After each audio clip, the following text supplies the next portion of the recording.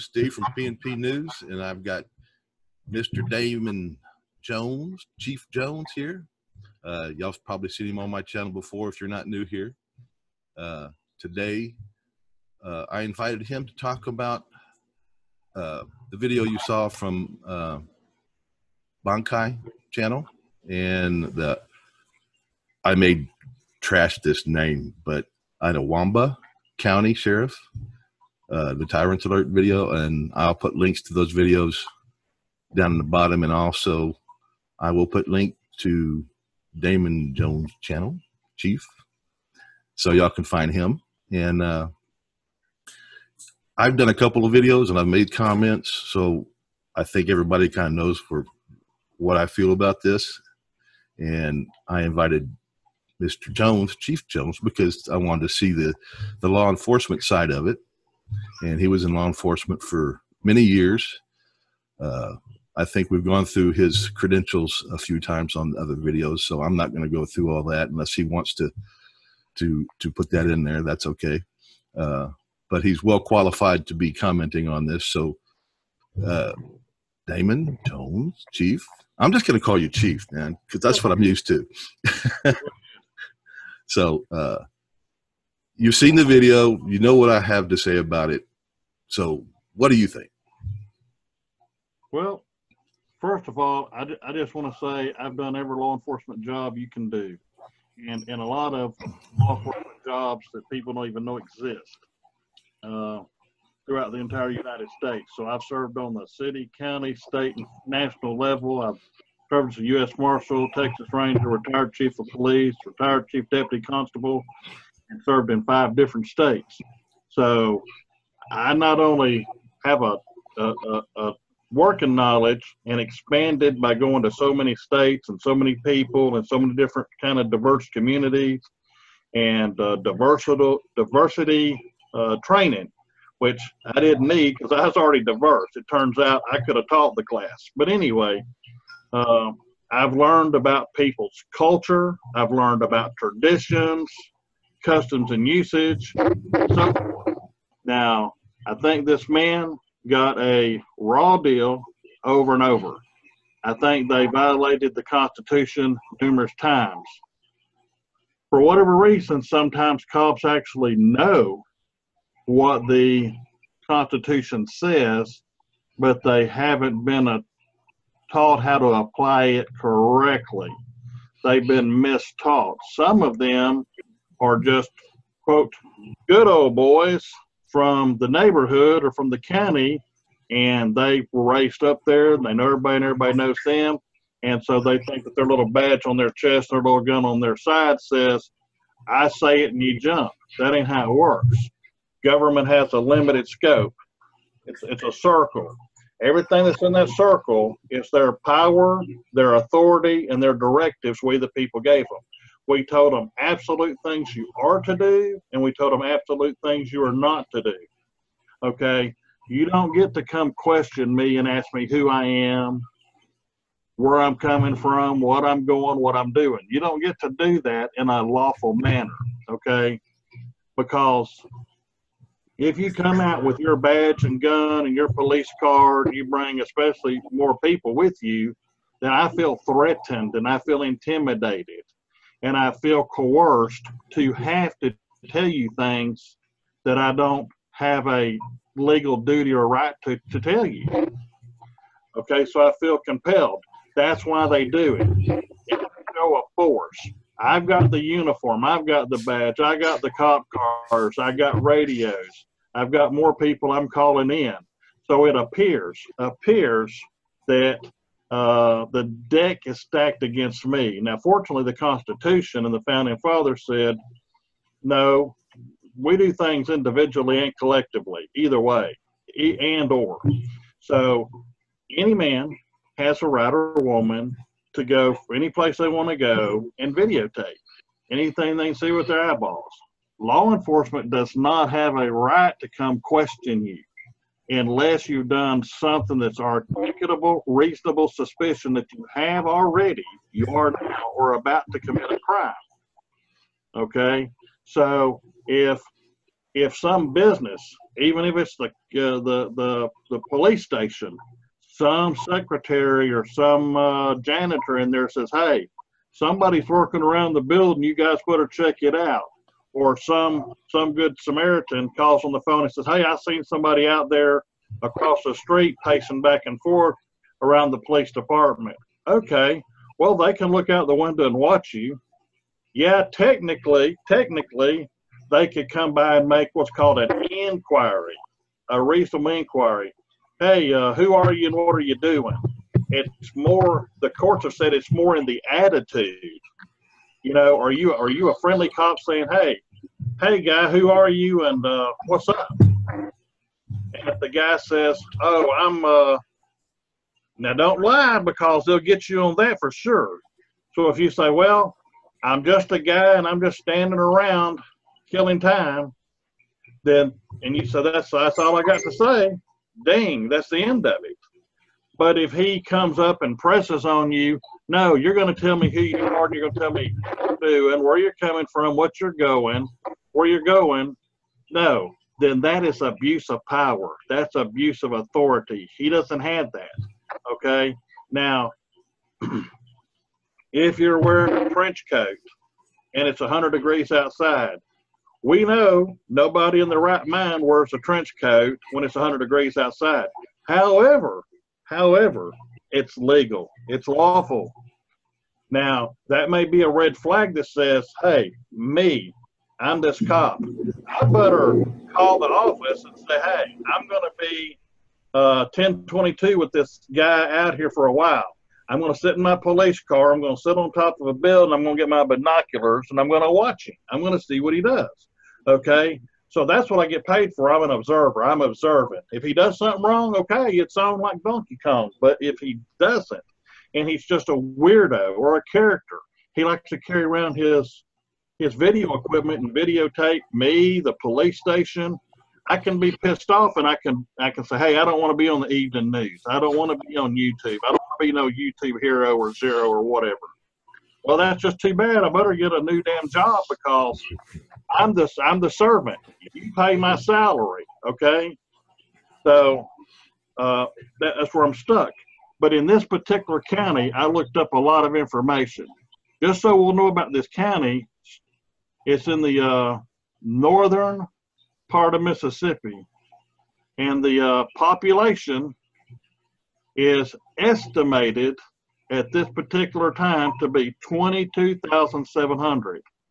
Okay, there's a lot of small towns that have that population, but 22,770 people, and it's a little over 500 square miles big. Well, that's a decent sized county and a low population. Okay, the next thing, the racial makeup is 92.47 white. So just say 92.5% white, 6.5% black. It takes the other 1% to make up Hispanic, Native American, or of two races or more. So you basically have a town that's got two races, and one's a supermajority, 92.5% white. Okay, and that in of itself doesn't necessarily mean anything, but when you get on down and you start looking at people that are notable people from that area, you find John E. Rankin. John E. Rankin was a 16-term congressman. He went to Congress in 1920, and he stayed there until 1952. And he helped set up the Tennessee Valley Authority. He worked on the New Deal with Franklin Roosevelt, and he was a big supporter of racial segregation and white supremacy.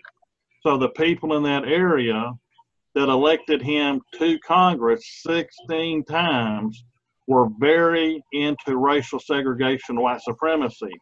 You say, what does that have to do with it? It speaks to your attitude, because the police are hired out of the general population. So if the general population have a racist attitude or a white supremacy attitude, or that's embedded, then you're going to get those kind of cops on the job. Well, you say, what does that have to do with it? Well, they have flawed thinking. They have flawed ideas. They're not fair to begin with. So if you're not fair here, how can you be fair here? So I started looking up these things and looking at, in fact, when they had the in 1944, when they had the Port Chicago disaster with the U.S. Navy, the Navy asked Congress to give $5,000 to each service member's family that was a victim of the Port Chicago disaster. He was all for it. But once he found out the majority of the soldiers were black, he said, let's lower the money to $2,000 from $5,000. Like their life was worth less because they were black, okay? And so Congress settled on $3,000. And he agreed to be a supporter of the GI Bill, but he wanted it to be a different one for black people versus white people. And he wanted it to work different with historically black colleges. And he wanted internment for all Japanese people during World War II. So I'm just saying, in this vicinity, in this county, these people supported this kind of man to go to Congress for them and support their beliefs. And I found in my years of training and experience, every time that I found a county that had to do with either white supremacy or black supremacy. That's a term you don't hardly hear. But I've been in counties where they had a black supremacy, like the black people was the supermajority and they were oppressing white people, okay? It's happened in Hispanic communities against black people or white people. The point I'm saying is, when you get that mindset that you're on a racial thing, then you get this empowered, like you have some God power on top of everything else. And we tell you what to do and you just do it. And if you don't do it, you get a pop charge. Pissing off the police. Yeah, all old cops will tell you, hey, don't mess around and pop yourself. Get a pissing off the police charge. Now, these days they call it butt hurt. But or contempt of cop. Yeah. I like that one. I hadn't heard that one before, Pop. Yeah. Pissing off the police. Yeah. So when you piss off the police, contempt of cop, butt hurt, ego, damage control is knee-jerk reaction. I'm going to strangle you one way or another. How I'm going to do this, I'm going to cuff you. I'm going to take away your freedom and liberty. I'm going to scare the hell out of you. I'm going to sweat you. I'm going to put you in the dungeon. Okay, so you got to call your people to try and get out. You got to convince some judge or whatever to give you a bail. Then you got to come up with the bail. Bail money you never get back. That's how the bail bondsman lives. So they put whether you're guilty or not, it's going to cost you money. Yeah.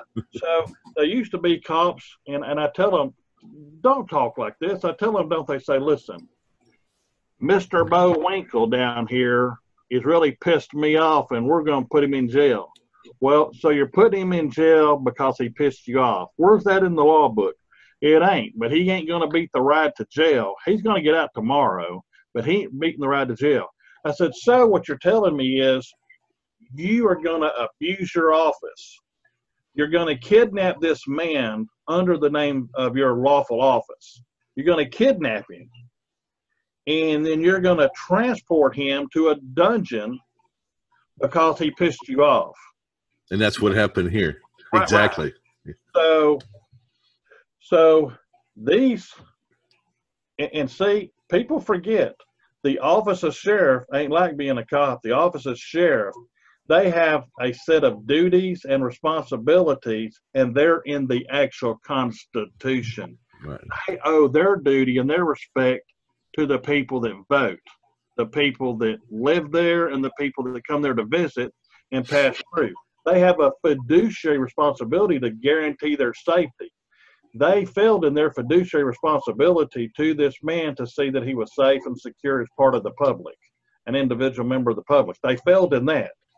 Okay, not only did they do that, but they crossed the line and they went into this man's sovereign territory and they invaded him, threatened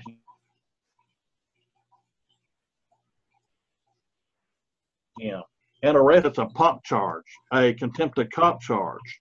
And I don't know when, but you can count on it. I'm going there. I can't tell you what date, but I'm going. Whether it's with some other auditors or me with a backup.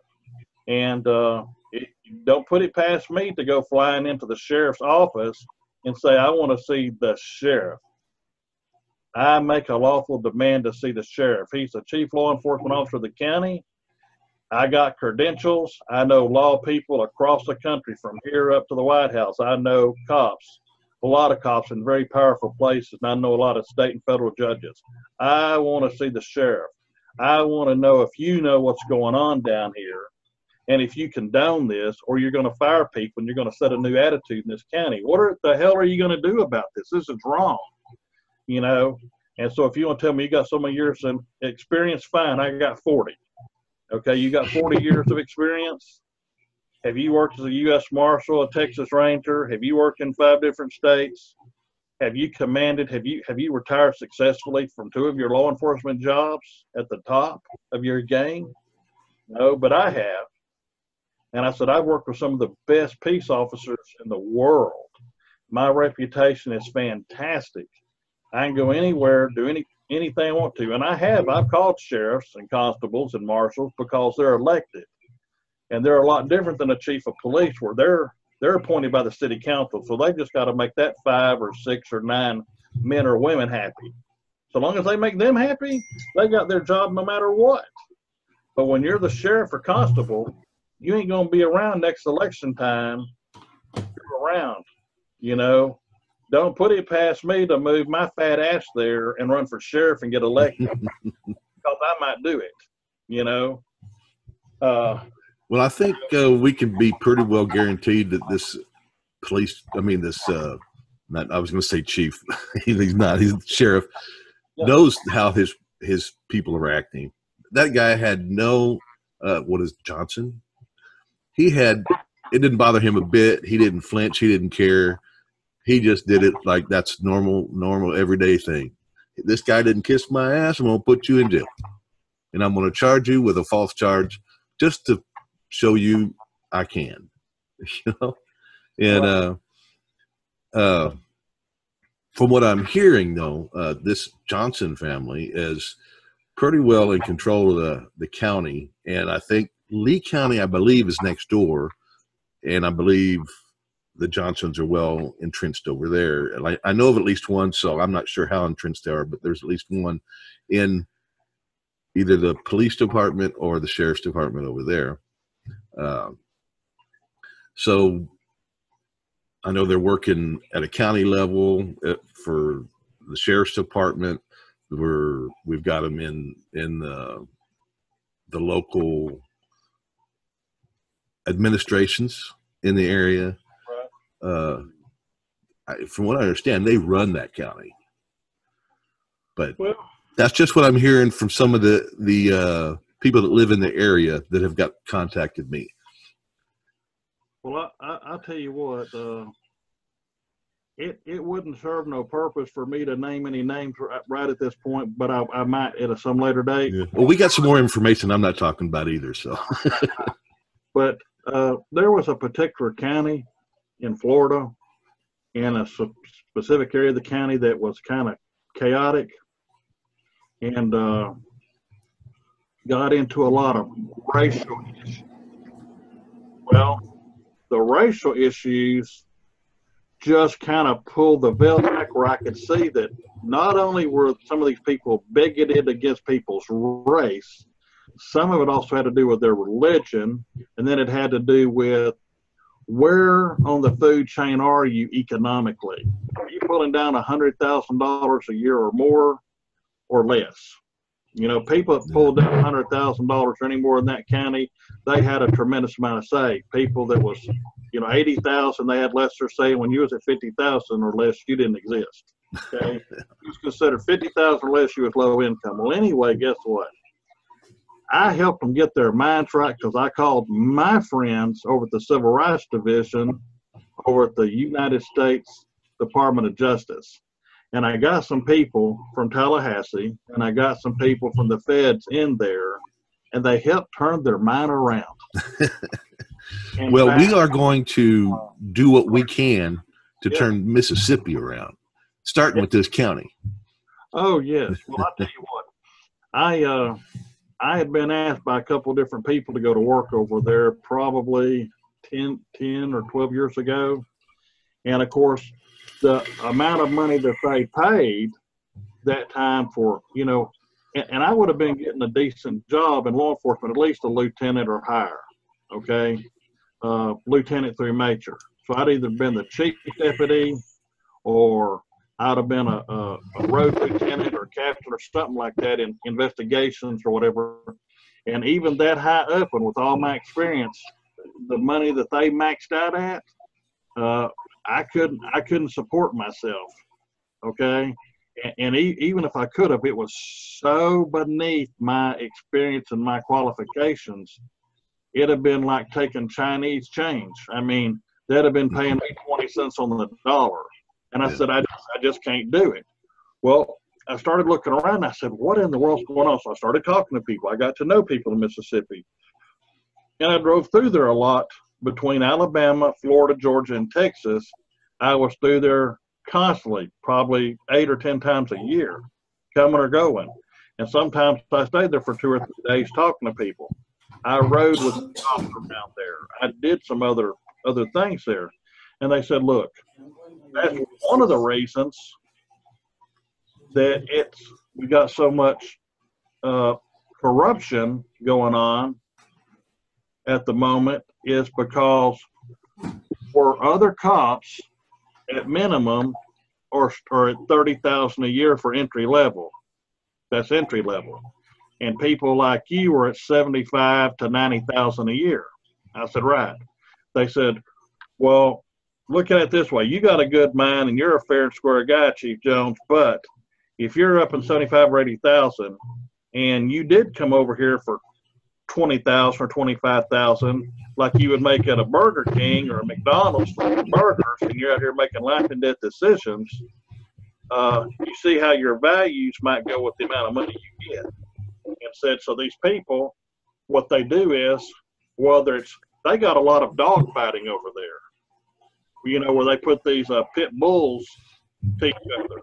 Yeah. And they still got a lot of cockfights over there where the cocks fight each other. Okay, don't get that mixed up. Anyway, these are birds. So, and they still do a lot of still a lot of backroom juke joint gambling like they did back in the 60s and 70s. Moonshine is still crazy big over there. It's like their clock stopped in 1960 in a lot of ways there. Okay, they have constables the same as Texas and.